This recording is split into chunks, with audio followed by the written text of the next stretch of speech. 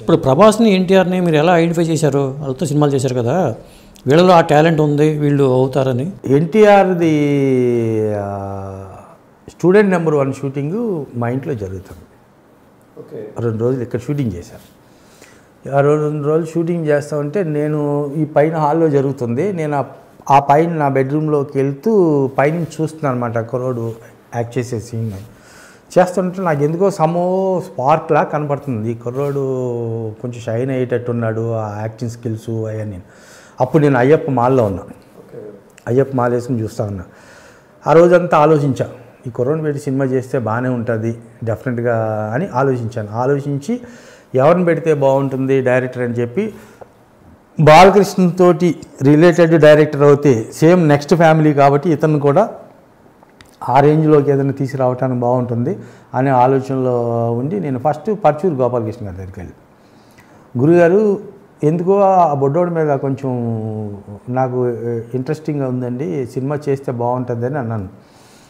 అది చంద్రరామయ్య చంటియాడు అని ఈ గోపాలకృష్ణ గారు అన్నారు. అన్న తర్వాత నేను గోపాల్ దగ్గరికి వెళ్ళాను. గోపాల్ అతనితోటి ఎన్టీఆర్ తోటి సినిమా చేద్దామంటేనే, గోపాల్ నీకేమన్నా పిచ్చా ఏంటి, బడ్జెట్లు రేపు ఎంత అవుతుందో తెలియదు, నేనేం అప్పటికి గోపాలు నరసింహనాయుడు ఇట్టించి కూర్చున్నాడు. అవును, నరసింహనాయుడు ఇట్టించి కూర్చున్నాడు. అతని మీద ఎలా వర్కౌట్ అవుతుంది అంటే నీకు బడ్జెట్లో అయిన వర్కౌట్ కాదు అంటే, లేదు గోపాల్ చేద్దాం గోపాల్ అని ఆ రకంగా నేను గోపాల్ని ఒప్పించిన తర్వాత పర్చూరు బ్రదర్స్ గోపాల్ అందరూ కూర్చున్న తర్వాత గోపాలకృష్ణ గారు ఒక కథ చెప్పారు. లైన్ బాగానే ఉంది, కొంచెం మాసీగా ఉంది, అది ఉంది. గోపాల్ కూడా చెప్పాం, అందరం బాగానే ఉంది, ముందుకు వెళ్దాం అనుకున్నాం. అప్పుడు ఈ కుర్రాడు షూటింగ్ జరుగుతుంటే వెళ్ళా, తారక్ నీ మీద ఒక సినిమా చేద్దాం అనుకుంటున్నాను నీతోటి అంటే, చాలా హ్యాపీ సార్ అది ఇది అన్నాడు. ఎవరు డైరెక్టర్? బి గోపాల్ అన్నాను. కట్ చేసి కుర్చీలో లేడు మనిషి, ఎక్కడున్నాడని ఎదుగుతుంటే అంత ఎత్తే ఎగిరాడు జంపు. అసలు బి గోపాల్తో నాకు సినిమా ఏంటా, ఎందుకంటే సమరసింహారెడ్డి సూపర్ హిట్ ఇచ్చాడు, continuation Narasimha Reddy super duper hit ఇచ్చేసాడు. ఇతనికి ఇంకా స్టూడెంట్ నెంబర్ 1 రిలీజ్ కాలా అంటే అది అప్పుడు ప్రపోజల్ లేదా? ఈ రిలీజ్ అప్పటికి షూటింగ్లో ఉన్నారు తప్పితే రిలీజ్లు కాలేదు. అది రిలీజ్ కాలేదు. దాని మీద అతను బి గోపాల్ డైరెక్టర్ అనేటప్పటికి ఇంకెక్కడో ఉన్నాడు. అప్పుడు ఆది డైరెక్టర్ అంటే అతను చిన్న స్టూడెంట్ నెంబర్ 1 డైరెక్టర్ అంటే అది ఫస్ట్ డైరెక్టరేగా. అంతేగా. ఇవాళ రాజమౌళి వేరు, ఆ రోజు రాజమౌళి వేరు. ఇవాళ వినాయక్ వేరు, ఆ రోజు వినాయక్ వేరు.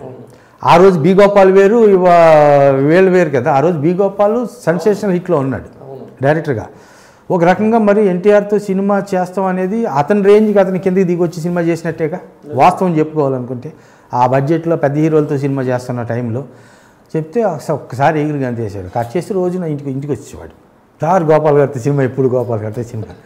సరేనా, అప్పుడు మేము ప్రగతి రిసార్ట్లో కూర్చుని కథ తయారు చేసి ఏదైతే ఈ అల్లరి రాముడి సినిమా ఉందో ఆ కథ గోపాలకృష్ణ గారు చెప్పిన తర్వాత ఆ కథకి దాన్ని ఫిక్స్ అయ్యాం. ఇలాంటి ఇంట్రెస్టింగ్ వీడియోస్ కోసం తప్పకుండా మా ఛానల్ని సబ్స్క్రైబ్ చేయండి.